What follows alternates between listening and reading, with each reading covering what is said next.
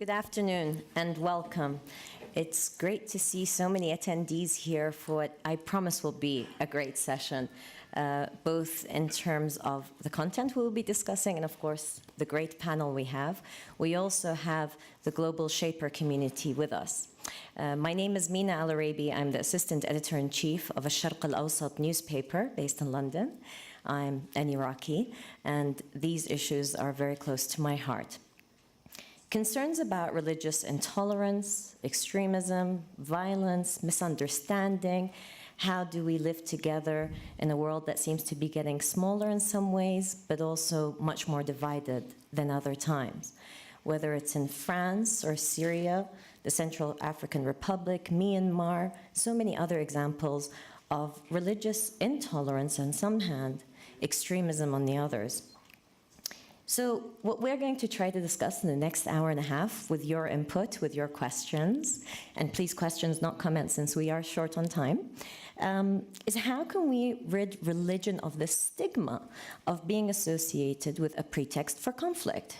Because I think myself and those of us here on the panel don't believe that religion in terms of faith and religion is the pretext for conflict, but what is it that's making it so stigmatized today? I'm going to introduce our panel here, and then we will take a few moments to have a discussion with the panel and then open it up for your questions. I have here Sheikh Hamza Yusuf Hansen, who's president of Zaytuna College in the US. And I have Archbishop Thabo Cecile Magoba, who's Archbishop and Metropolitan of the Anglican Church of South Africa. Rabbi David Rosen, Rabbi, International Director, Interreligious Affairs of the American Jewish Committee in Israel. And we have Tony Blair, who's Middle East Quartet representative and my former Prime Minister in London. Okay, and we're also going to have Global Shaper Hubs who are going to be dialing in with us. They've spent quite some time discussing this particular issue. We have dialing in from Iraq, the city of Erbil, from Jordan, the city of Amman, from Germany, the city of Frankfurt, and from Canada, the city of Toronto. So you'll have an opportunity to hear from them also, their input, and the discussions that younger people are also having about these issues. But I'll start first with Sheikh Hamza. This problem is not new. We were just discussing it. It's been maybe as long as humans have had faiths and beliefs and fought for them and believed that they were defending them, and sometimes. And other times, it's been the cause of wars and divisions. But for some people, it feels like it's reached an unprecedented level, at least in our lifetimes. We can't deny it. There are Muslims who are killing and saying that they are killing in the name of Islam. So how do you respond to that? And how do we bring back the religion from the crimes that are being committed in its name? Right. Well, Bismillah. As you said, I mean, it's not a new thing. One of the things about our civilization is we have a kind of political creation myth of the nation state that argues that the nation state emerged, the ideological nation state emerged out of an attempt to become an arbiter, a peacemaker between these religious sectarianism. So in that creation myth, it basically states that during the 16th and 17th century, you had these wars of religion. That's what they're called. And so the nation state emerges out of that and kind of creates peace and a secular society that enables religions to live together under the protection of a secular state. If you read William Cavanaugh's book, The Myth of Religious Violence, I think he makes a very strong historian's argument. And he argues in there that political scientists rarely admit this fact, but historians do, that religion does not play the central role in the violence. In fact, in the religious wars of the 16th and 17th century, you had periods where the Catholics were fighting Catholics, and you have periods where the Catholics actually allied with the Lutherans against other Catholics. So this kind of idea that it's always about religion is false, and what he argues is much of it is about the socio-economic and political scenarios. And religion is enlisted in that. And I think what's happened in the Middle East, you know, if you look at the 20th century, the Muslims were, probably Marxism played a more important role in the 20th century in the Middle East in terms of its attempts to rid itself from the yoke of colonialism and these things. But a lot of these Marxists, and lest us forget that the Palestinians were, it was all Marxist movements, that transitioned into the Islamist approach to dealing with these problems. So I think that it's important that we see that religion historically is enlisted in violence that's much more to do with the socio-political and economic problems of a region. And I think for right now, the Muslims, we have a serious crisis because what's happened is what I would call traditional Islam, and I think people who understand the history of Islam will note that the Muslims have been one of the exceptional religious civilizations that enabled other religions to live peacefully amongst them. I mean, this is simply a fact. The Ottomans had a multicultural civilization, and this was part of their understanding, that they were there to protect these other religions. They called them dhimmiyun, and there's a lot of attacks on the idea of dhimmatud, but the meaning of dhimma was the protected group, and they really saw it. And this is why you still have churches they're being destroyed by these people that really are, this is a perversion of Islam. It's not Islam, it's a perversion of Islam. And so the Muslims, those of us who really are committed to this traditional Islam, we're in a crisis situation.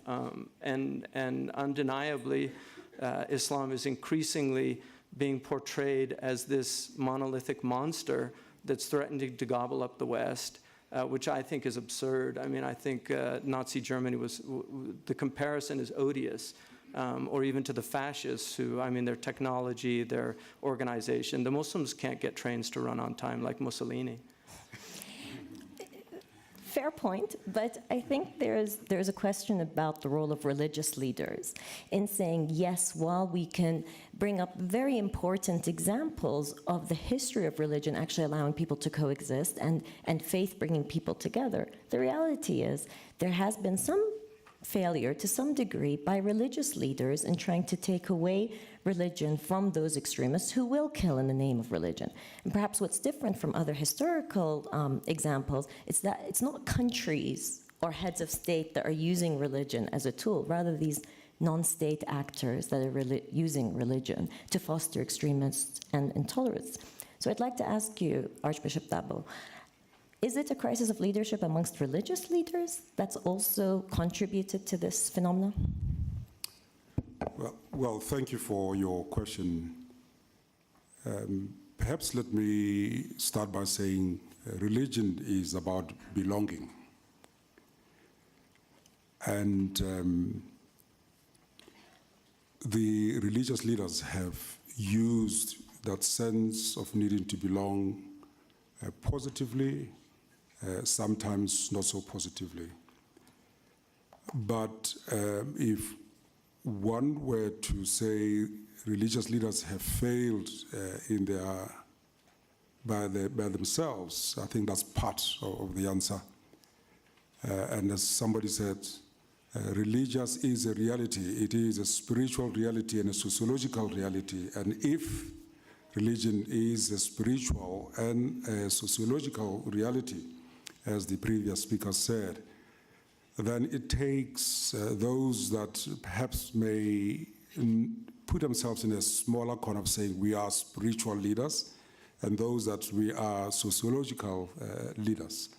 But one thing I know is religion does play a very powerful tool in social cohesion. And social cohesion does not take a number of dogmatic statements to happen. It takes the courage of religious leaders to say, if there is corruption amongst themselves, if there is abuse of power by those that have been put to be in charge of nation states or the sociological well-being of people, they need to speak up and speak out. And so that begs the question that why do people use religion as a pretext for conflict? Of course, people have realized that human beings are all fallible human beings, whether you are a religious human being or not. And if you are fallible and somebody has equated your religious belief to your sense of security, they can manipulate you at any time because they know that you will fear losing your security, you'll fear losing your power.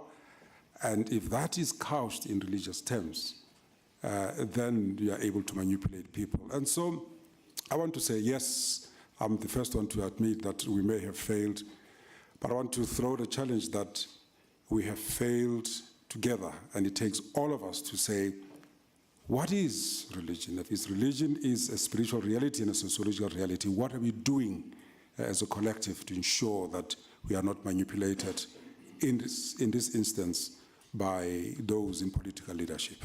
Thank you. Manipulation is a big part of politics, and Rabbi David, I wanted to ask you about the issue that many of these conflicts that are given a religious cloak are really political at heart, whether we look at the Middle East or we look at many other parts of the world. So why is religion so easily manipulated? Is it just a sense of a belonging, or is there a weakness in the political systems we have that allows religion to be used in this way? I think that's the million-dollar question. And I don't think there's a cookie cutter here. I don't think any one answer can be satisfactory. I've lived through examples of where you've seen the good and the bad of religion. My first role was in Archbishop Davos City. I was rabbi of the largest Orthodox Jewish congregation in Cape Town. It was actually at the World at the time. And South Africa, and in the end, the government had enough of me and sent me packing. But South Africa was a classic example of where religion was both the problem and the solution, but not the origin of the conflict, which was racial persecution and the disenfranchisement of the majority. But religion was used by certain elements to bolster up oppression and to justify minority control. It was also the force that supported and nurtured the amazing liberation forces that brought about the new South Africa. So you see the good and the bad. After they got rid of me in South Africa, I was chief rabbi of Ireland. Ireland's a classic example of the abuse of religion, and not just on the part of non-conventional components, but on the part of the establishments, where it was abused on all parties. And yet, when the reconstruction of Ireland, the change that's taken place, that of course Tony Blair can take a lot of credit for, you've seen the enormously constructive role that religion can and must play. In fact, in both places, things improved generally when I left, so there's now a move to get me out of Jerusalem. Maybe if they get me out of Jerusalem, things will improve in the Middle East as well. Great, we've solved Middle East peace right here on stage. But I really think it has a lot to do with what Tabo just mentioned. I mean, religion's been described as made up of the 3 B's, belief, behavior, and belonging. And it varies from place to place. Religion is not the same thing from one context to another, even within one religious tradition itself. But because it is wrapped up with belonging, with identity, when identity is threatened, we turn to religion to nurture it. If you look at the prophets of Israel, our ancient biblical prophets, they're doing one of 2 things. They're either challenging the people and saying, you've got to realize that just because you feel a special presence of the divine in your history, that doesn't give you any entitlement. You're no different from anybody else. Every human being has to be just and righteous. That goes for everyone without exception. And the other time the prophets are saying, don't worry, God loves you, he'll bring you back, everything will be okay. The latter is being said to the people when they're vulnerable. The former is being said to the people when they are actually secure. So religion both challenges us to live up to our highest, most noble principles, but it also provides succor, support, nourishment, sustenance, comfort in times of trouble. And when we feel threatened in any way whatsoever, it's natural and desirable to turn to religion to be able to find that support. The danger is that because religion relates to identity, identity not only tells me who I am, it also tells me who I am not. And in turning to religion to support me as, if you like, the righteous suffering, there is the danger that I will portray those who are opposed to me as the devilish tools of diabolical forces. And that's where religion can get so terribly subverted, in which this identity manipulation of belonging and of the nurture from religious commitment can become a tool for the most catastrophic actions, in which people really believe that they're doing what God wants them to do, that they're really doing something that's good for their religion, when in fact they are not only a threat to everyone around them, but they are the biggest threat to their own religious tradition and heritage themselves. So,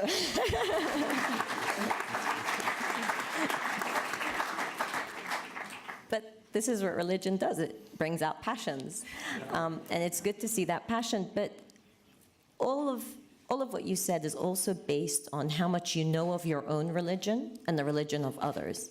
And many of us who are religious know of our religion, what our parents have taught us, or whether we've been to certain schooling, and that can really influence how you view religion. Mr. Blair, I want to turn to you at this point and ask you about that issue of education. You've spoken quite a bit about education would help fight extremism. At the same time, what sort of education? And also, do we have the time to re-educate ourselves or re-educate others at a time when there are hotspots burning? Thank you. Well, first of all, thank you very much for having me on the panel. And I think the first thing to say is that extremism is not new. We had extremism in the 20th century through communism, through fascism, both of which were ideologies that were profoundly anti-religious. Don't forget colonialism. Thank you. You're just reminding the British of that. It's my Irish yes, blood. of course, and colonialism too.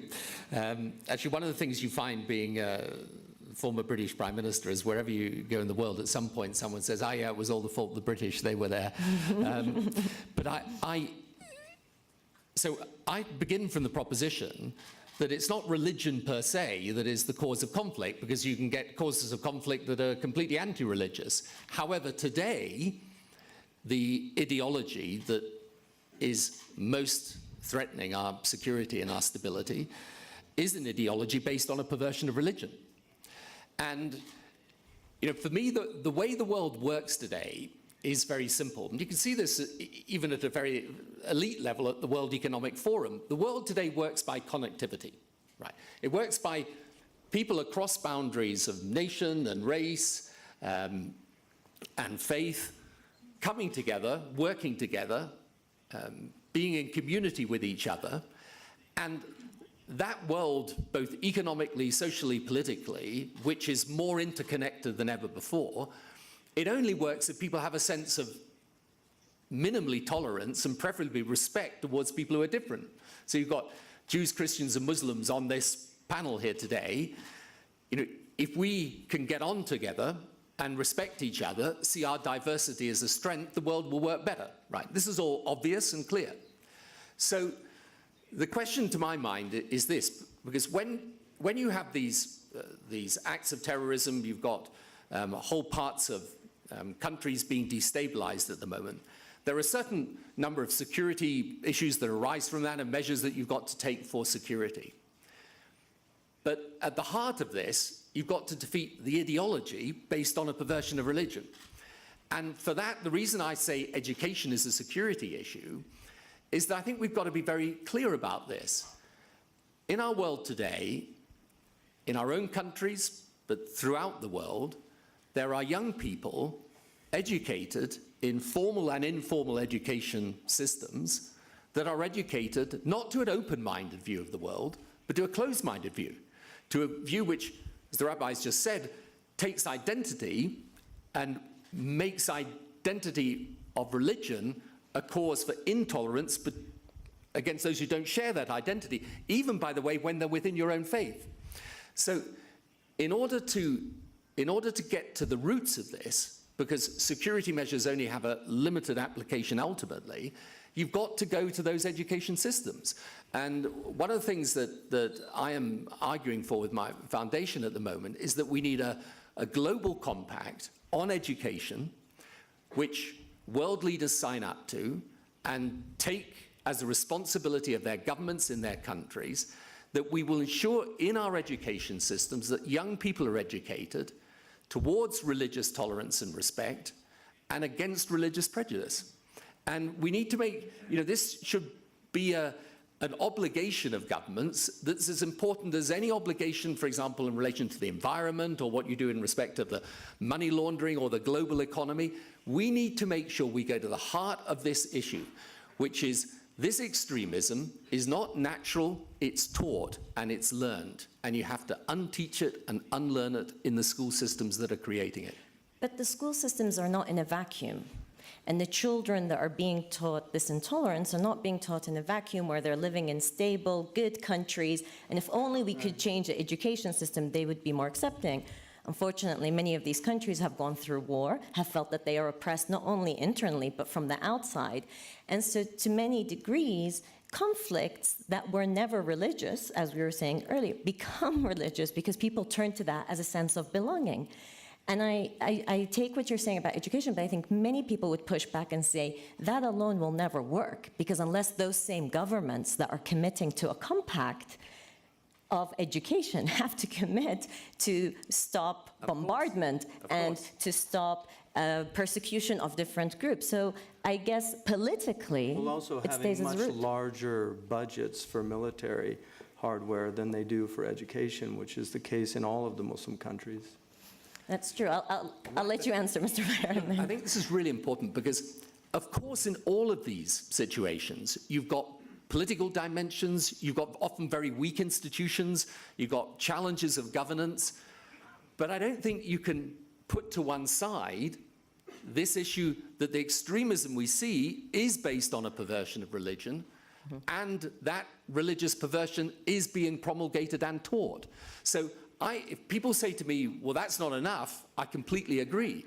If they say it's not important, I completely disagree. It is fundamentally important, but of course it needs to go alongside other things as well, most notably in respect of governance. But, we've got to be clear about this. There are millions of young people taught every day, not about the great possibilities of integration and getting on with other people, but a one-sided view of the world.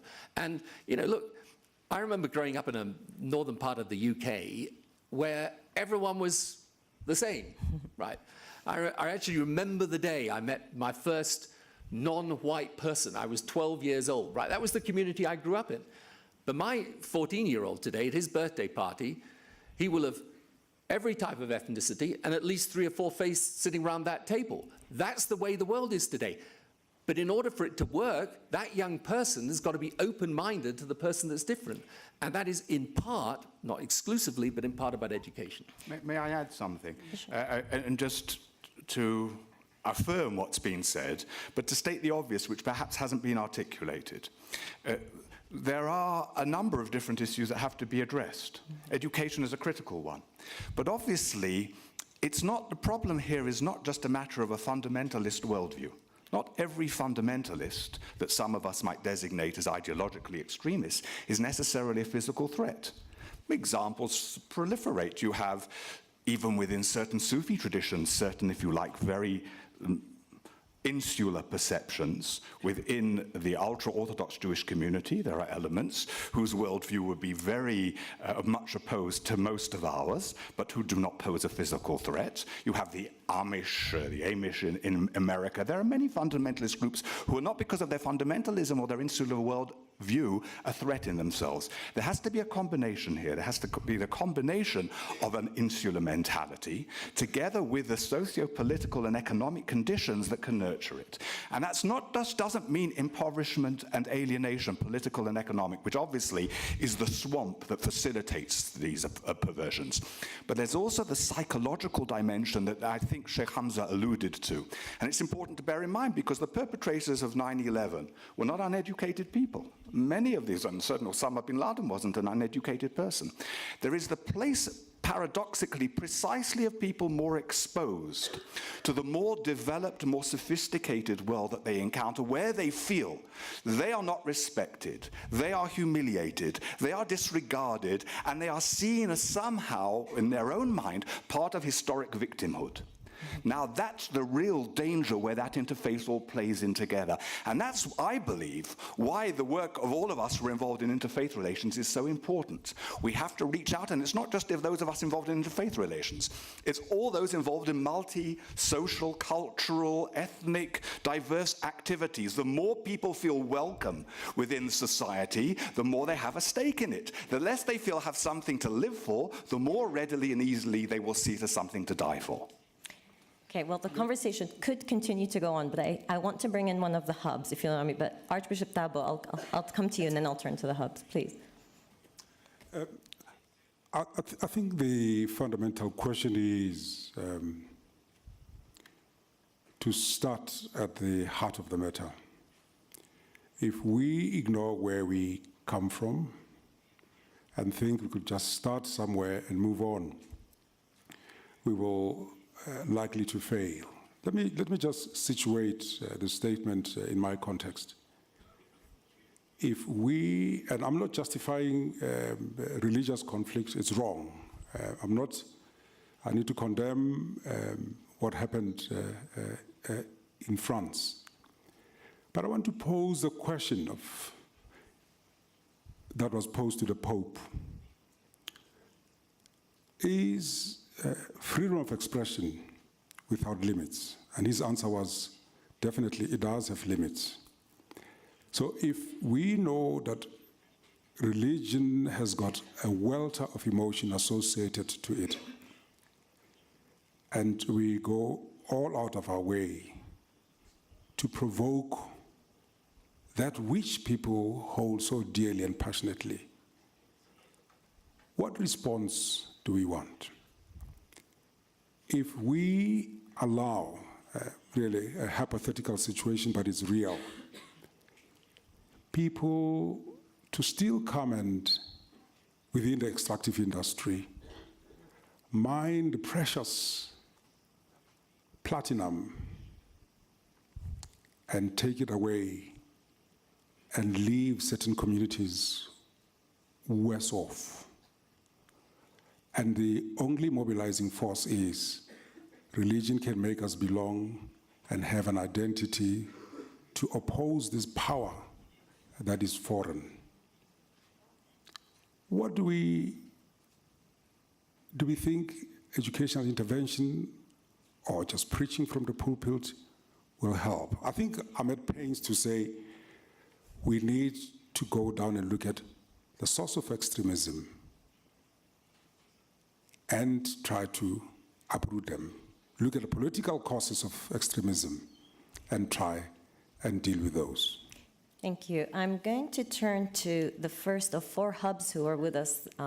This is the Global Shapers Hub, one of 2 communities for young people that the World Economic Forum has really developed and brought together. One is the Young Global Leaders, which I'm proud to be part of, and the Global Shapers. The Global Shapers in Erbil in Iraq have asked Professor Delawar Aladdin, who's president of the Middle East Research Institute, to bring their point of view across to us. So he's unfortunately not one of the Global Shapers, but he's quite close to them and has been speaking about this particular topic with them.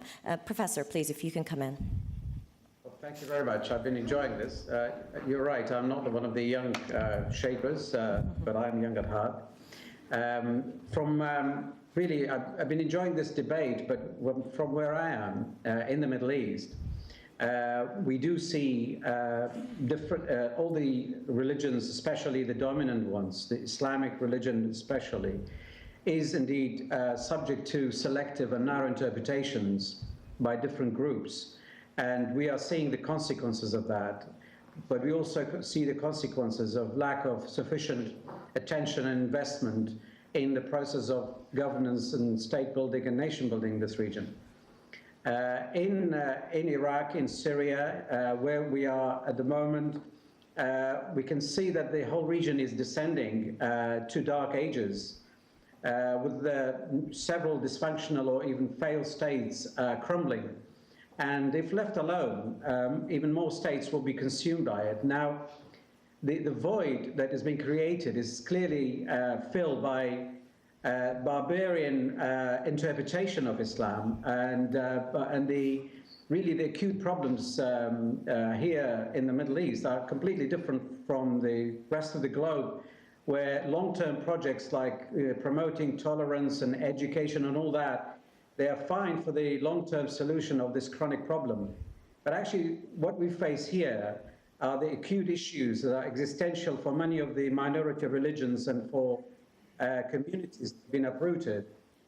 The roots of Islamic extremism in Iraq and Syria, for instance, really stem from the social and economic deprivation and lack of serious investment in nation building and state building, lack of rule of law, social justice. Now, interestingly, there are local, regional stakeholders and international ones. And these days, there are state and non-state actors. All of these are part of the problem as well as part of the solution. Now, the local stakeholders have been really filling the void after the major powers have kept a distance from this region. And this is what we see, how the chaos is now prevailing. But the international stakeholders, specifically the superpowers, have over the decades established good relations with the elite within the Islamic countries. And that is at the expenses of the rest of the communities and the grassroots public. So the balanced power now in the new Middle East is changing with much greater need for really finding headways into guaranteed social, political and economic developments. Now, I come back to the point that we are at the moment invariably dealing with consequences, with long-term solutions, but what we need in the Middle East are short-term and intermediate-term solutions, and that is really relating to nation building and addressing the way that the extreme interpretations of Islam have found fertile ground in these deprived communities, in the sideline communities, and suddenly they're embedded, integrated, and it's actually wrong to see the current war against ISIS as a problem of extreme religion or problem between Salafism, extreme Salafism and the rest of Islam. The violence, the behaviors and the overall trend of descending into more violence is only now becoming visible to the outside world, but it has always been there. 10 years ago, there was a civil war in Iraq with people killing each other in the same manner under the name of Sunni, Shia or sectarianism. 50 years ago, the king of Iraq was slaughtered and there was coup d'etat, and then rivers of blood non-stop, all under pretext of religious differences, and goes back a long way to centuries. Forgive me, especially if we go down the history of Iraq and conflict, unfortunately, we'll be here a long time. Thank you very much for your input. I prefer, yes, Sheikh Hamza would like to respond to you. I think, one of the important things that's been brought up here is the problem of just the legitimacy of a government. And, in the first Iraqi war, when Bush was loath to go into Iraq because he was fearful of creating a political vacuum. But unfortunately, with the intervention that occurred with Bush II, the assumption was we can simply replace a government. But replacing a government is obviously, as we all see, is almost impossible. And one of the things about, if you look, the classical worldview in the Muslim world was much more akin to a Hobbesian worldview, that, you have a government and you should maintain the stability of a government. And so scholars, the revolutionary period of Islam was in a very early period, but quickly after that, because of the devastation that these revolutions caused, Muslim scholars basically said that we should obey the ruler, and this was the idea. And this was maintained for a long period of time, and one of the reasons why Muslims were so patient with a lot of the tyrannies in the Muslim world was because of this ideology. We've moved into a Lockean period now. this idea that people have a right to rebel against governments when they're not actually doing what they're instituted to do, which is first and foremost to protect the population, and also to provide those amenities that enable people to live well. So this is a crisis that we have now, and I don't see it going away anytime soon. And obviously the incredible technological changes that have occurred, which have also added to the instability, the fact that we're dealing with new technologies that enable people to communicate in ways that they've historically never been able to communicate with. And finally, that individuals have the power now to do things that armies had the powers to do in the past. One of the things that Brzezinski said recently, which to me was very interesting, he said in the past, it was easier to control 1 million people than to kill 1 million people. Today, it's easier to kill 1 million people than to control 1 million people. And for me, that's something that we really have to think about, that one individual, if you look at the beginning of World War I, one individual, Gabrielo Princip, who was a Serbian nationalist, 19 years old, and basically he did an act that within a month, Europe was in a devastating war. And this is where we all should be deeply concerned about the instability in this region, where a conflagration could easily erupt because of dirty bombs getting in the hands of these people, something like this. So we're in a very, very serious situation.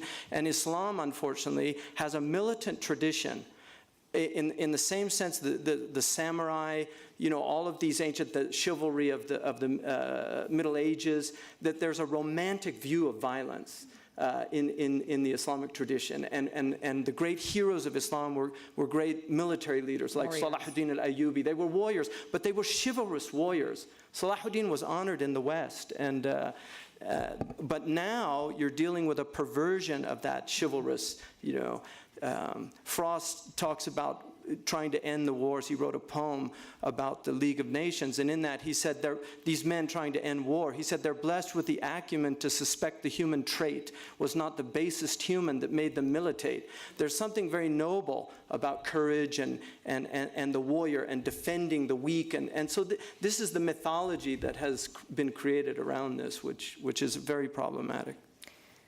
I want to turn to the second hub, which is in Frankfurt and is coming to us from one of the global shapers in Frankfurt, Susanne Engels. And Frankfurt in Germany, where we see some of the issues that we're discussing here in terms of tolerance, in terms of concerns about rejecting the other, really being played out in Germany in a way that I think has captured all of our attentions in Europe and beyond. So, Susanna, I'd like to ask you about this issue of, is there a concern about the rise of a rejection of whether it's Muslims or others? We've seen a rise of anti-Semitism also, and how young people can actually face up to that and not allow that to dictate their future. Certainly. Thank you, Mina, and guten Tag. I would just maybe, in response to that, because the panelists have shared many good views, I'd just like to respond to that and include some of their points. So we had a round panel on Saturday with 6 distinguished panelists of different professional and religious backgrounds. And one of the things we discussed was how the question itself, is religion a pretext for conflict, is a bit flawed. We wouldn't, because it almost assumes that it is, or at least it puts that forward. We would say religion is not really a pretext per se, but it's often used as a justification for violence. So to say religion is the problem is to oversimplify the issue. So indeed, we do need to look at the broader context, as the panelists have already mentioned, so politics, economics, marginalization, exclusion. And a lot of these things are not necessarily brought forth in the media, because commercial mainstream media often portrays just the exceptions and also simplifies the issues so that it's easy for the mainstream masses to understand. I would just like to touch on the point of, is religious intolerance on the rise? And it's a two-way street. We can look at religious intolerance from religions towards society and then from society towards religion. And in the first case, I would say that religion is intolerance towards society is not necessarily on the rise, But because violence, as Mr. Blair commented, has always been in society. It's been a part of our humanity. However, when media highlights these extreme cases, then the more it does that, the more then the masses perhaps believe that religion is the source, and conflict is growing in intolerance. But for example, ISIS has been active for years before media actually brought it to light, Susanna, I'm afraid your voice is kind of breaking up, so if you can get closer to the microphone and speak a little slower, we might be able to hear a little more clearly. Is this better now? Yes. Thank you.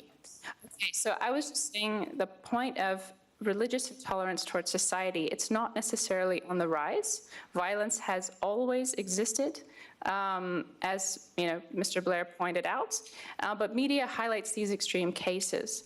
And for example, ISIS had been around and active for years doing these atrocities before media brought it to light.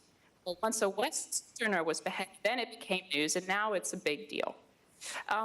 So second, I guess, the other side of that is intolerance from society towards religion.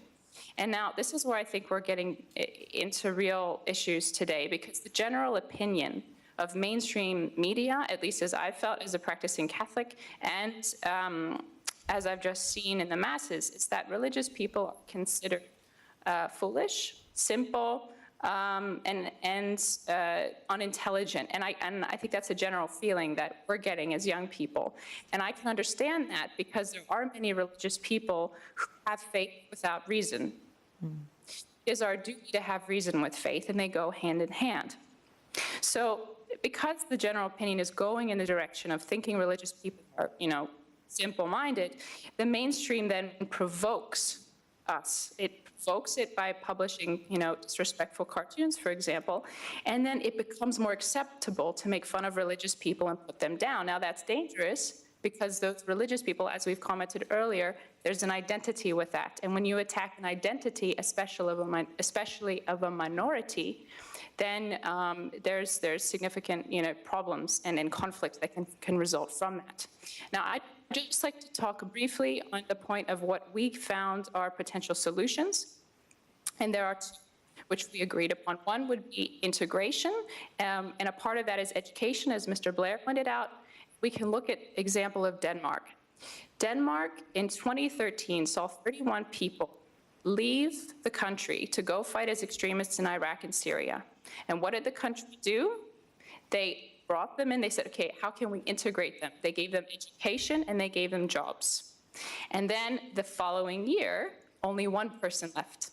So I think Mr. Blair is onto something when he says education, jobs, of course, we provide them. And then once we integrate, then we have this belonging feeling, and that's a potential solution, for example, what France and Germany could look at. And the solution I would suggest is one of the reasons I believe that the West is not able to relate well to the Muslim community is because we've also lost our own Christian roots.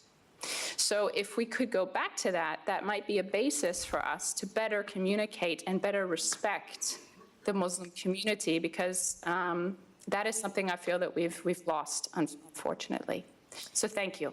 Susanna, thank you very much for your input.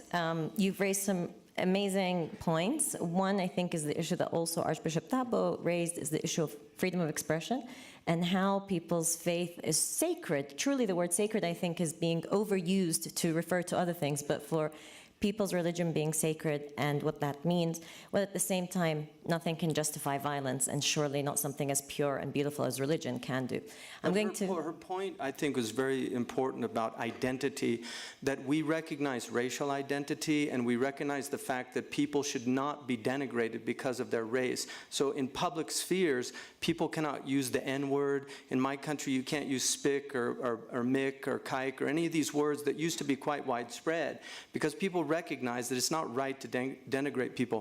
Religious identity for a devoutly religious person is far more profound than racial identity. And this idea of embracing the denigration of religion, which is something the West relishes because a lot of the whole modern secular world is an attack on religion. But also, I think because people fought hard to be able, in their minds, to have the freedom. You can condemn and criticize religion, I think, by all means. Have academic conferences on why the Quran is a made-up book from the Bible and the Torah. Write about atheism, why it's preferred, or secularism. All those things are fine, but when you mock and make fun of people, especially disempowered people, like in France, Moroccans and Algerians that are now French. They have a history, and they also have an understanding of growing up in a society that colonized the countries that their fathers and grandfathers were from. And they're in ghettoized situations. 60% of the inhabitants of French prisons are Moroccans and Algerian background and things like this. So the radicalization is very easy to occur when you mock and denigrate. Satire in the West is used against the powerful, traditionally. So when you use satire against the powerless, it's not satire anymore. It's just absolute lack of civility and common decency. But the other point that I was saying, the other point that she's highlighting, which cuts across religion, is the whole notion of fear. People normally play on people's fear. She mentioned a statement that the Muslims may fear that they're being attacked by the West because extremism is associated with the Muslims. And possibly since 9/11, the West will also fear that they are being attacked because the extremists that attacked America then were supposed to be Muslims. And perhaps before this discussion degenerates into a sense of hopelessness and us playing on people's fear, we need to underscore the fact that out of roughly 6 billion population, only a handful are these extremists. And so globally, there are good people wanting the best out of religion and no religion. I just wanted to weave that into this discussion. Excellent. Well, we've now got time for questions. I want to bring in the audience, and you've been waiting patiently, so thank you. So if you could raise your hand, please. I believe microphones will come to you, and if you could please identify yourself and make it very brief. Thank you. I've got two gentlemen here, so the one just there. Yes, thank you, and then here. My name is Henning Zierok, Society Culture of Peace. My question belongs to the relation war, violence and religion. We saw the last years when there was coming up many wars. We have also the problem with the extremists, the terrorismos. And we have a based economy for resources, and behind the religion there are also interests. My question goes, of course, to Tony Blair. When you decided to go in the war in Iraq, and we know what happens after Sunni Shiite, there was not this extremist. I think you have to reflect and to give us an answer, because I think your decision to go there with Mr. Bush is a part of these problems with the religion. We have Abu Ghraib, we have Guantanamo, and so on. I think the please, idea is clear. my question is, please, can you tell us from the point of view now, what was your decision? Because I think you have a great responsibility for the conflicts we have now. Okay. Thank you.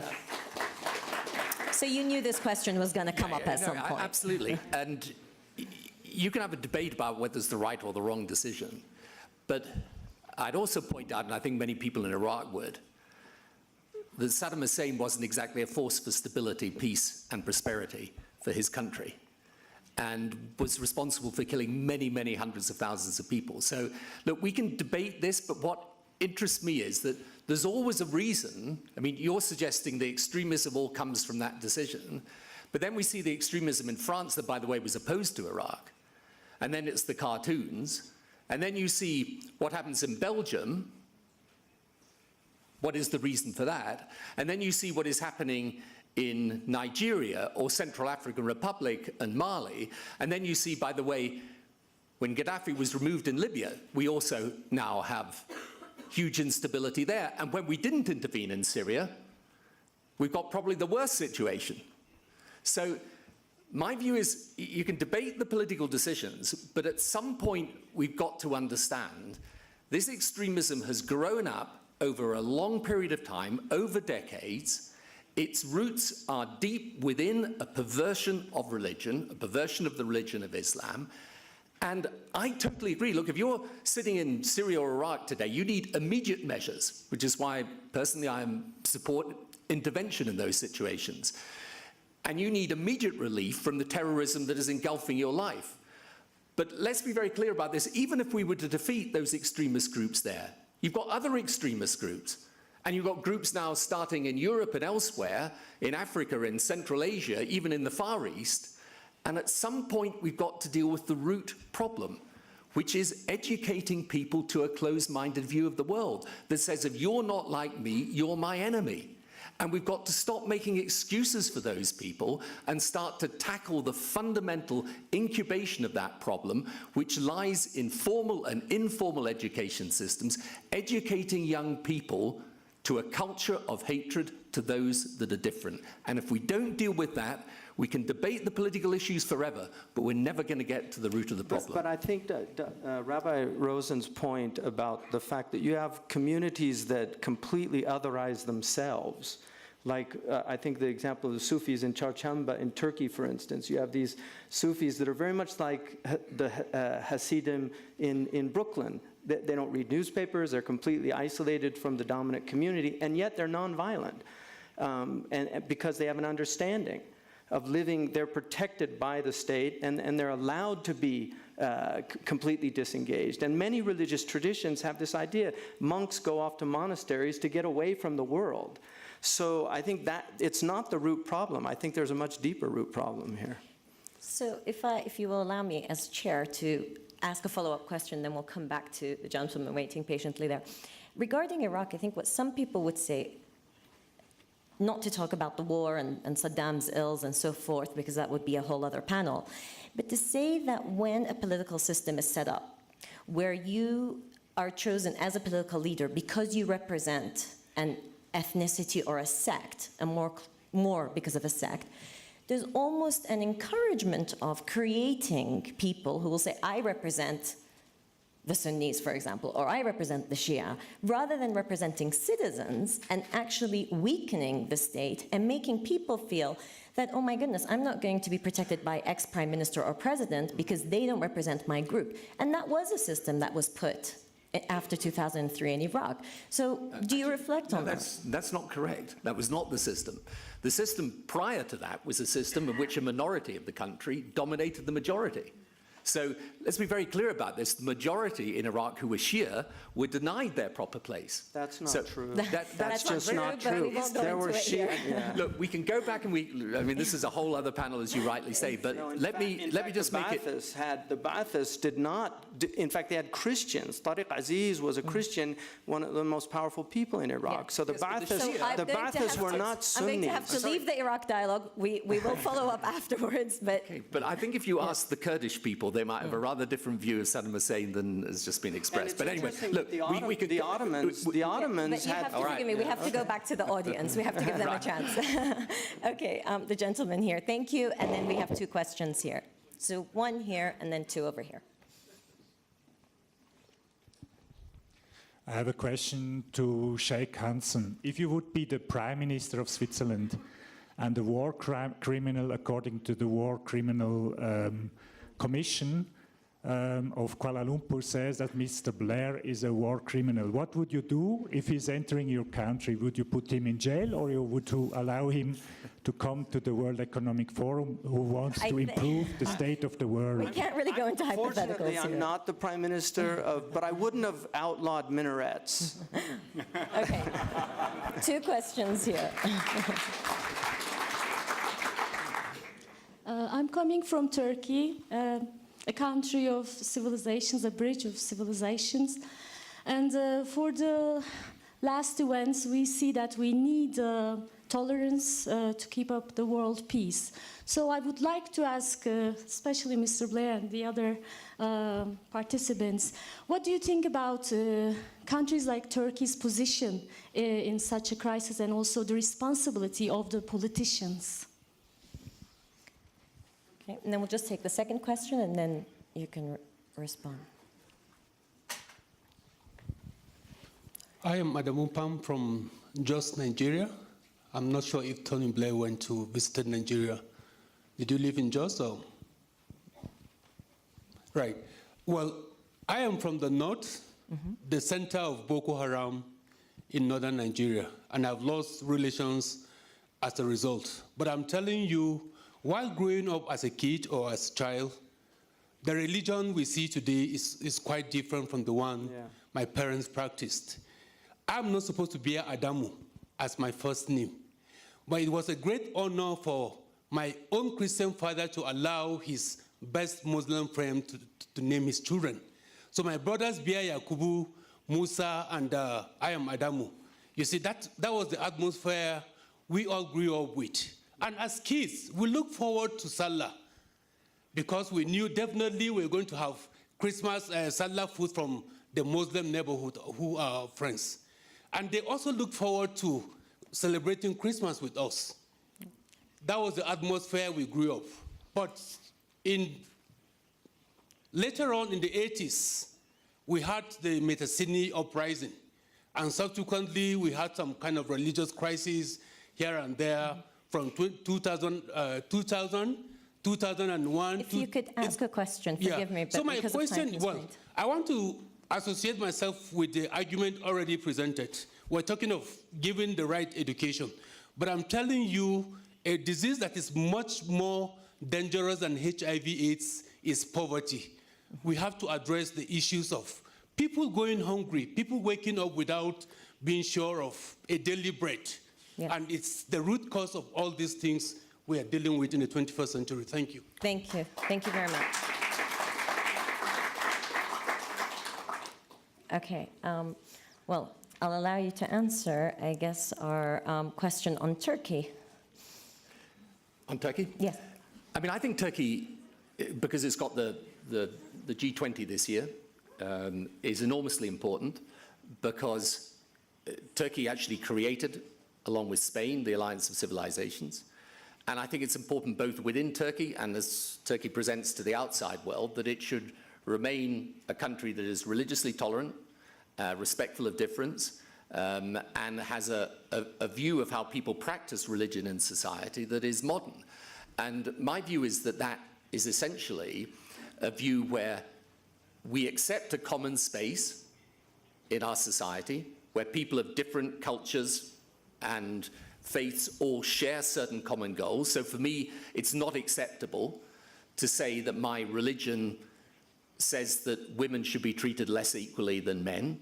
I think equal treatment of men and women is a fundamental right. That's part of the common space. But then when it comes to practicing people's faith, they can practice their faith in different and diverse ways. I just want to make one comment on Nigeria. I mean, I agree, particularly in northern Nigeria, you can see the effect of poverty over a long, long period of time. I just want to make this point, though, about the relationship between the politics and religion. Because what's sometimes interesting to me is that I sit here as the politician and say, well, actually, religion is the issue. And the religious people sit there and say, well, actually, it's the politicians. And the truth is, it's both of those things together. But here's what's really important to recall and remember. In northern Nigeria, if we don't deal with both of those issues, we've got a problem. Because at the same time as it's true that poverty can create a breeding ground for extremism, it's also the case that if people are being educated to a version of religion that is extreme, that's a problem in tackling poverty and development as well. So the two things I don't think should ever be isolated. They go together. And you need the economic development, the institution building, but the religious dimension is also important because where religion is taught badly, it causes a real problem for the country in getting to grips with its economic development. Yeah, I agree. Sorry. I agree. I mean, there's good religion and bad religion. And in the case of Nigeria, one needs to pose the question, who is Boko Haram? Who benefits from the presence of Boko Haram? Why would a small extremist group be so well armed? Who's arming Boko Haram? So the whole issue of militarization is quite a key point that we need to face squarely.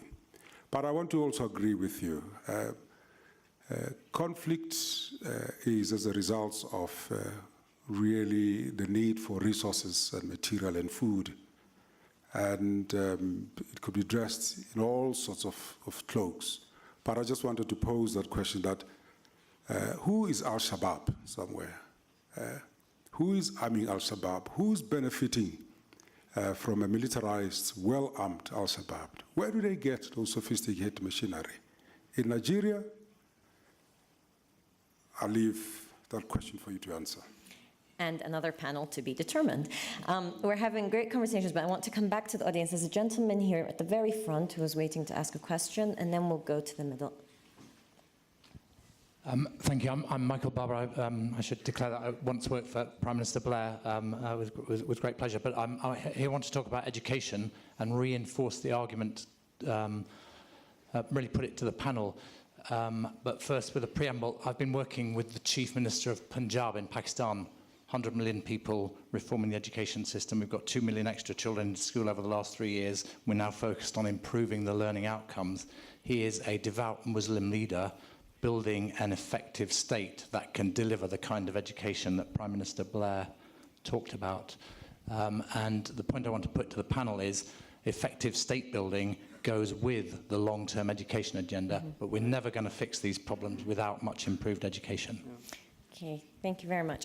Okay, there's 2 ladies here. We'll take them, and then I'll come back at the second round. Okay, just 2 over here. Yeah. Hi, my name is Sintijn Bulhoff. I'm from the Netherlands. I'm a writer, mostly, and an editor.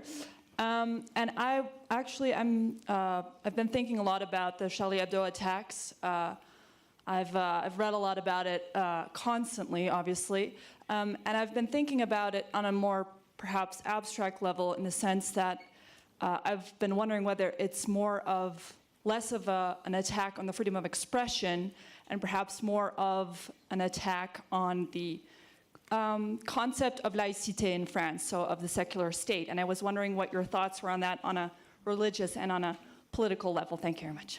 Okay, thank you. And the lady just behind you, please. Hi, everyone. I'm Fatima. I'm actually a global shipper representing the Muscat Hub in Oman. Hi, Amman, Frankfurt, Toronto, and Erbil. So while I applaud the forum for their initiative, bringing people of differing opinions on the same stage and having a dialogue about it, I think what's more important is that actions speak louder than words. So my question for all 4 of you is that, what do you plan to do once you get back to your respective destinations with all the talk that you've been doing this week regarding religion and conflict once you get back? What do you plan to do on the ground with what you have just discussed this week? Okay, great. Okay, hold those thoughts. I'm just going to bring in the Toronto Hub, since we are now speaking to the Shapers. I'm going to bring the Toronto Hub, and then please hang on to those questions and give them answers. So Toronto is represented by Matthew Thomas, if I'm right, and he's a global shaper. So thank you for patiently waiting with us. And we'd like to hear about integration, really, and Canada as an example of both people from different walks of life living together, but also the issue of religion and how it's been tackled there. Thank you for having me. It's a great question. We've started to touch on a few things around freedom of religion, and I think interfaith cooperation is a very key aspect of Canadian society. When we think of top to bottom here in Canada, it's a very special place for religiously motivated cooperation as opposed to conflict. And there's multiple drivers of that. One of the most important in Canada and Toronto, though, is that we have a relatively high regard for freedom of expression and freedom of religion. These freedoms matter quite a bit to us. We try and our charter. Sir, you have to forgive me, your voice is breaking up, so we heard you well until freedom of religion and freedom of expression, but we've lost you. And as a result, they give us good discipline for what we need. These rights, while they're very easy to take for granted here in Canada, they're a fundamental precondition to the amazing sense of pluralism that we have in Canada, and it acts as a driver for interfaith cooperation.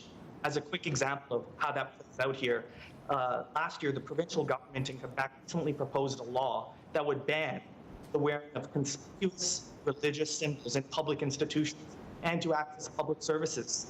And then last year, the Quebec electorate overwhelmingly rejected not just the proposed bill, but the party that tabled it in the first place. And so these laws and these rights, they actually set a culture where fear of others, fear of losing our own self-identity is not a driver of our politics, and it's not a driver of our laws and our lives. Instead, we have the confidence to invite others into our homes of different faiths. We believe you can give someone else a right without necessarily having to sacrifice your own. A really important point, though, is while that's at the highest levels, the beauty of interfaith cooperation in Canada is it happens at the very local levels, too. I'm really sorry, because we're really interested to hear the rest of what you're telling us, but we can't hear it well. So let's give it one more try, and then unfortunately we might have to wrap it up. But try to speak slower and closer to the microphone, please. Household as well. No, that didn't work. I think we're having a time delay. But I think that the issues you raised, of course, about laws and the discussions that laws, whether they're accepted or rejected, allow between people. I'm really sorry we didn't get to hear the rest of what you had to tell us. If you want to give it one more try, and then otherwise we'll call it a day. Sure. Can you hear me? Yes. Okay. So we explored interfaith cooperation at the local level here at an event 2 days ago with 50 interfaith leaders across the city. Many faiths, many different aspects of the Greater Toronto area represented. It's a city of very diverse proportions. At the city level, we looked at cases of how over 250 faith leaders came together across faiths to actually lobby against the proposed casino here in Toronto. The faith leaders remarked that it's never been done at that scale before, and that's how faith leaders have come together to cooperate on the city build level. We also looked at it from an environmental and a neighborhood level, and in particular, how faith communities are coming together to prepare disaster resilient action plans in the face of extreme weather.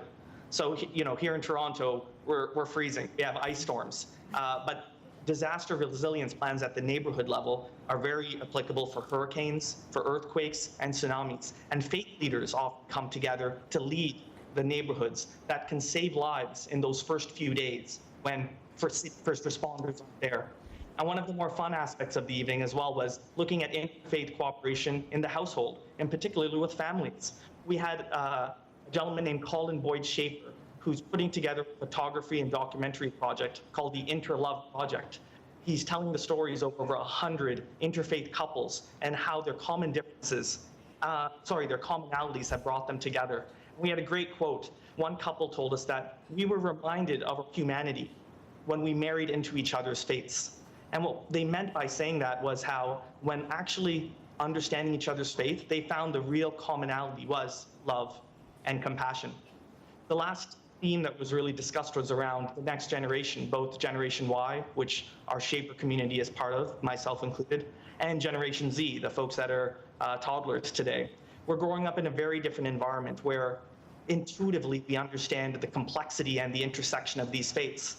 And in Toronto, there are many shared spaces of faiths and worship. For example, one example came up where in one plot there's a mosque and a synagogue.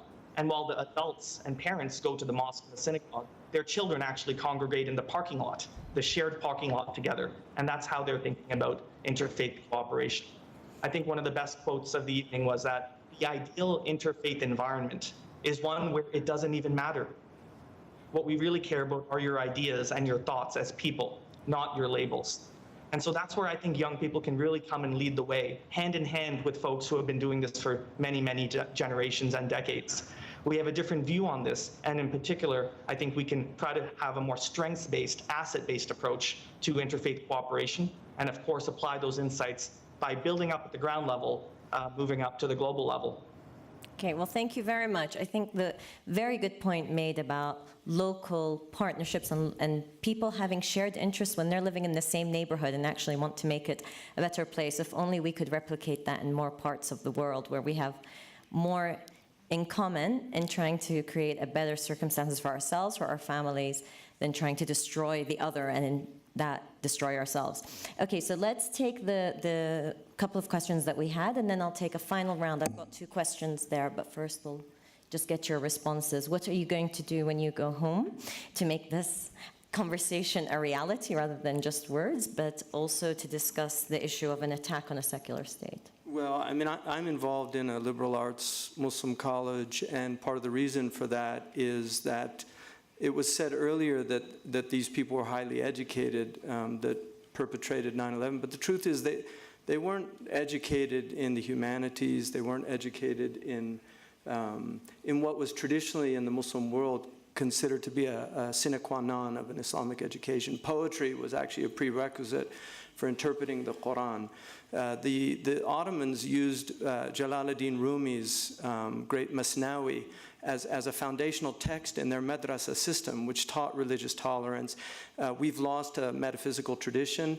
When religion loses metaphysics, it loses the ability to defend itself intellectually, and so its defense becomes one of violence. When people don't have spokespeople that can articulate their highest truths with intelligence, they're reduced to finding people to defend their religion that use brute force. So that's what I'm involved in. I'm also involved in teaching grammar in a prison.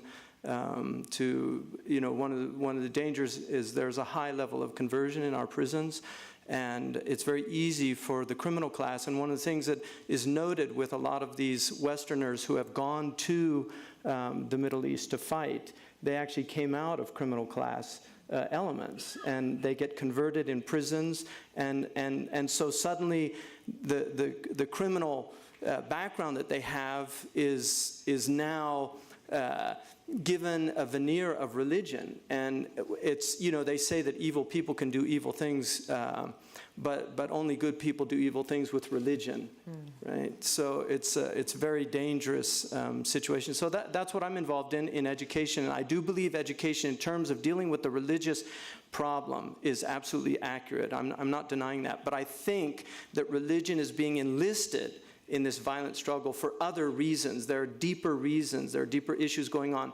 The Muslim world has some of the highest levels of unemployment. The unemployment in Jordan is much worse than it was in America during the Great Depression.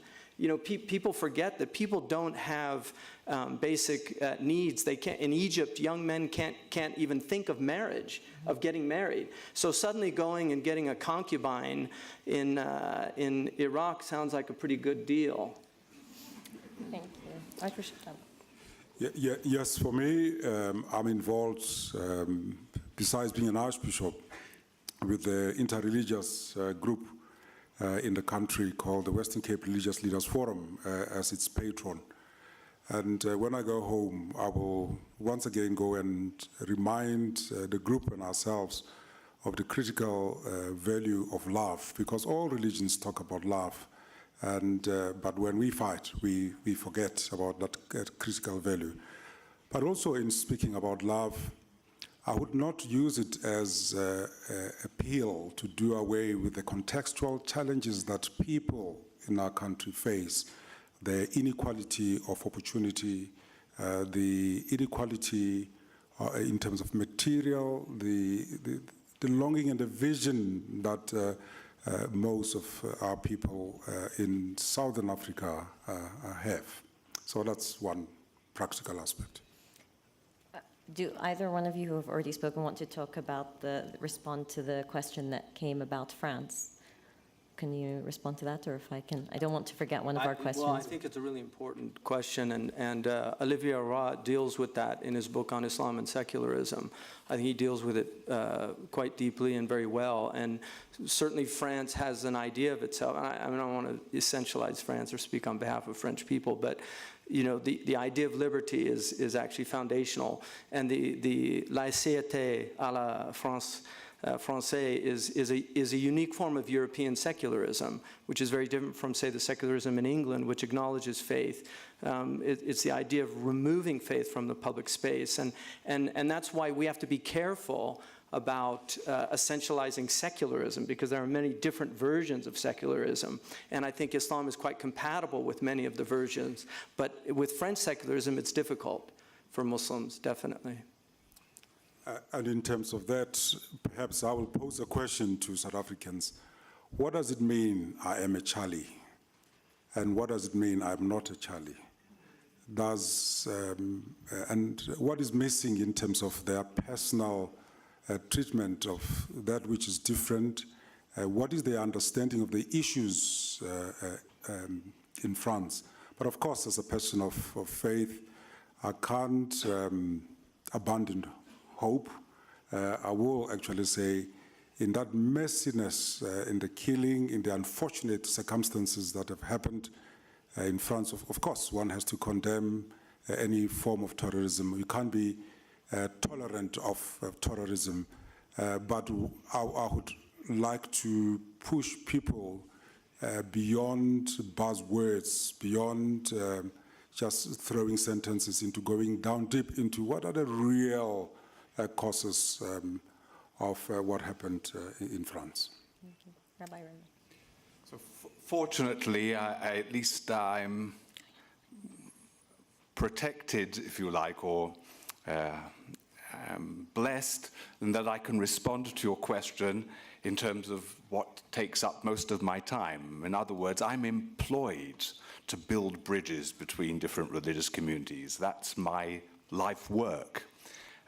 In fact, I'm employed by AJC, one of the oldest American Jewish advocacy organizations, to in effect be ambassador for Judaism to the religions of the world. So I'm about half of the time traveling around the world than I am back at home.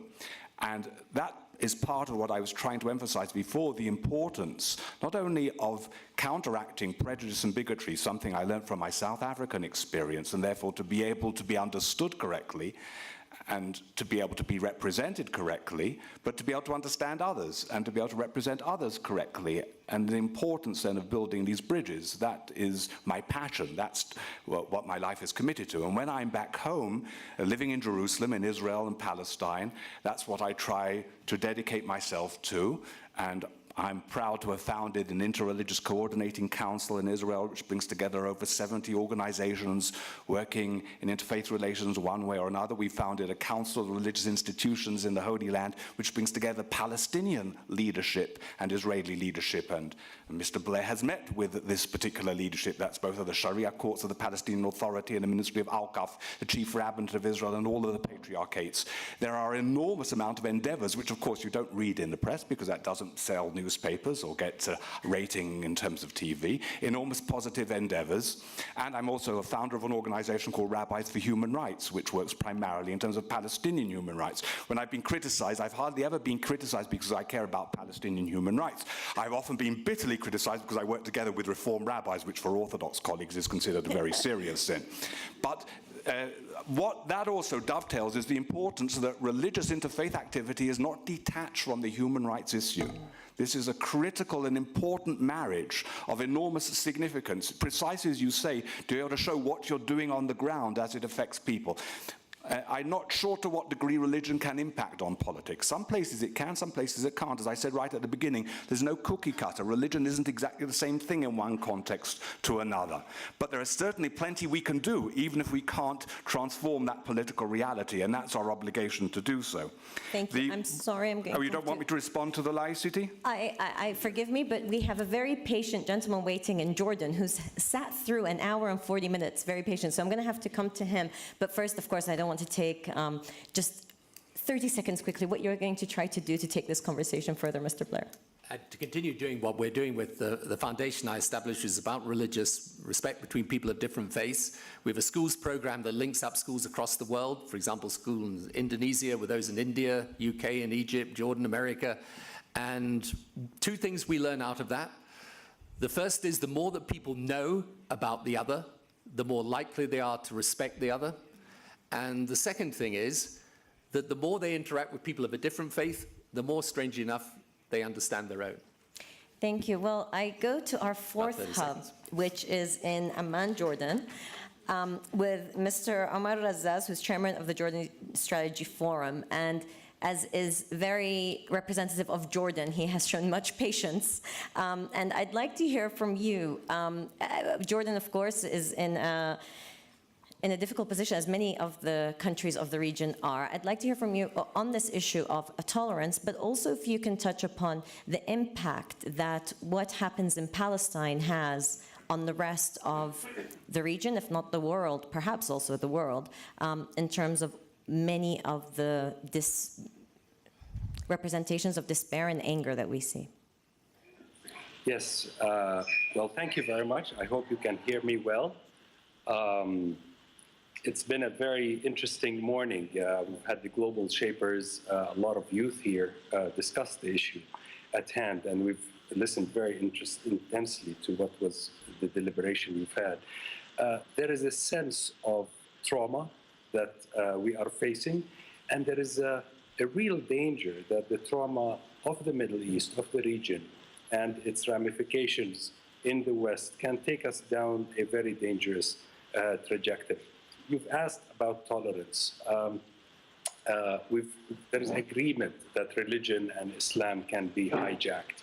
And the sad irony is that Quran itself, addressing the Prophet Muhammad, when Prophet Muhammad was being abused and ridiculed by the non-believers, the Quran talks about his sadness, not his anger. And about how his sadness can be dealt with. And in another place, the Quran tells the believers that if you are sitting in a group that is ridiculing Islam and the Quran, what you need to do is to leave until the topic changes, and then you go back to them. So there is a huge difference between what we've learned and what we've read and what we see interacted on the ground through this hijacking. Your question about how, we live in breeding grounds of this extreme version. And these breeding grounds have been put together through socioeconomic and political factors that have played themselves out over years and years. Some of them are internal. Some of them have to do with certain interpretations of Islam, but some of them are the result of the trauma that the region has suffered over the years, partly internal, partly regional, and partly international forces. A number of the panelists talked about youth. In our part of the world, there's a new term that literature uses. It's the waithood generation. This is a whole generation in waithood. They finish high school or finish university, they can't find a job, they can't find a job, they can't find a house, they can't find a house, they can't get married, they can't get married. And you can just imagine the amount of frustration, economic frustration, but also political frustration reflected in the inability to participate in anything political that is legitimate. Anything political is almost illegitimate in countries. And the irony is that the world speak at both ends of its mouth on these issues. There is support of, historical support of despotic regimes in the region, while at the same time decrying some of the outcomes of what happens. I know we're running out of time, but I want to say education is very important. But how can you educate students if they are not allowed to ask questions, if they're not allowed to probe political, social, economic, and religious realities that they face. There is no such thing as education the way we understand it if it is not coupled with a reform that turns the state into a civic state for all its citizens. In the absence of that, what we will be stuck with is either supranational ideologies or subnational ideologies and identities, either of which leads to tremendous conflict. I want to end with, we're all reminded, unfortunately, with Sam Huntington's,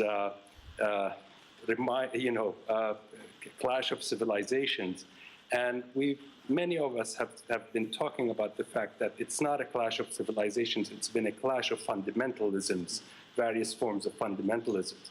And the only way we can get out of the dangerous track we're onto now is really an empowered alliance of civilizations, a real alliance of civilizations. But that would require for us to be consistent when we talk about freedoms, consistent when we talk about freedom of speech, consistent when we condemn terrorism, we also condemn separation walls, we also condemn grabbing of land, illegal settlements, and consistent about drones that kill civilian population.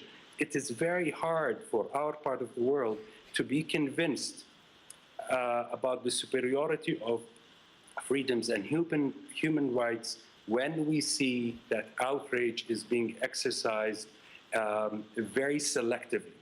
We want to be outraged together at what happened in Charlie Hebdo and at what happens everywhere in the Middle East and around the world whenever we see such atrocities committed against human beings anywhere in the world. Thank you. Thank you very much. That was profound. Yes, thank you. So unfortunately, we have less than 5 minutes to wrap up. So I apologize to those in the audience who did not get a chance to ask a question. I do apologize, but I thought it was important to give our panelists the time to answer the questions as best as they can. So by wrapping up, I want to, I guess, pose the final thought that the fear and identity were two words that were brought up quite a lot. And in different parts of the world, regardless of the political dynamics, there is more a sense of fear, and maybe because we hear things much quicker now and through different platforms with 24-hour news cycles, but also we see more wars and conflicts that are between people within even the same country or within the same city. So how can we use religion to diffuse these tensions rather than actually be the fuel that is fueling some of these conflicts? Easy question to wrap up. Please. What I learned in the Northern Ireland peace process was very simple, that you had to not just engage the politicians, but you also had to engage civic society, and you had to engage because people were abusing religion in that context, you had to engage the religious leadership. And the best way of showing that you're against the abuse of religion, when you identify yourself as one type of religion and say everyone who doesn't agree with me is my enemy, the best way of demonstrating the opposite is for people of different faiths to come together. And this is why the whole question of interfaith dialogue is so important and so fundamental. And it's absolutely right, as the colleague from Jordan was just saying, by the way, that if you're going to educate young people, they've got to be able to ask the questions. And that's why I say the more that people know about the other, the more that they see people who are different coming together, working together, living together, learning from each other, the less like you are to have conflict. So the question is, and this is, as I say, strange for me as a political leader to be saying this, we actually as political leaders can't solve these problems on our own. You know, we need the religious leadership to be standing out there and saying, we're reaching across the faith divide, we're sitting down with people who are different, and we're working together. And by that demonstration, we are showing, by the way, not just that people of different faiths can live together, but also that people of different faiths and no faith can live together. And that is the true answer to these questions about secular versus religious. Faith has a right to speak. faith does not have a right to dominate. In the end, the only societies that work nowadays are ones that are pluralist, ones that accept difference, celebrate it as a strength, and make sure that society as a whole allows people to practice their faith, whatever that faith may be, but in a common space of shared values that are about liberty and freedom and the ability of people to express themselves and live themselves as they choose. Thank you. Well, bye-bye, David. Okay, so let's agree we're going to do one round of applause at the very end, because I'm running out of seconds at this point. I'm going to save you at least part of the time by agreeing 101% with Tony Blair, and I can then pass over and allow my colleagues to go on. It's a great speech, by the way. I also want to reiterate that freedom and mutual respect are key values that are enshrined within our sacred text, and if we really uphold those, we will be able to transcend all the differences. And also repeat my earlier statement that out of the 6 billion population members, only a handful could be said to be terrorists. So let's not be overwhelmed by just these few. One of the intriguing aspects of Arabic is the word for right is also the word for responsibility. So the Arabs understood that there are two sides of one coin. Freedom of speech is a right, but it also has responsibilities that go with it. My own teacher, Sheikh Abdullah bin Bayya, argues that, that we have to spread peace, and this was one of the essential messages of the Prophet Muhammad. He became, as Karen Armstrong points out, a peacemaker, trying to stop the violence that was widespread in the Arabian Peninsula at the time.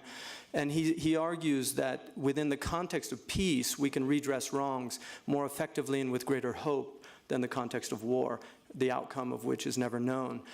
But like Kennedy or Ted Sorensen, whoever wrote his speech, said that if we make peaceful revolution impossible, we make violent revolution inevitable. And I think that this is what happened with the Arab Spring. There was a lot of hope, but all of this was really made impossible. And so we're seeing, unfortunately, the attempts to change the conditions through violence, which is a disaster. Thank you. Well, before I thank our panelists, I want to leave you with one thought that I often think of, which is a hadith of the Prophet Muhammad sallallahu alaihi wasallam. He said, "Khairun nas man nafa'a nas," which is the best people are those who benefit people. He didn't say benefits Muslims. And so I think for us, especially being here at the World Economic Forum, I'm part of the Open Forum, is thinking how we can help others through some difficult times. I'd like to very much thank the Global Shapers for putting together much of this session today and for their participation. I'd like to thank our panelists, and I'd like to thank you very much for your coming and joining us today.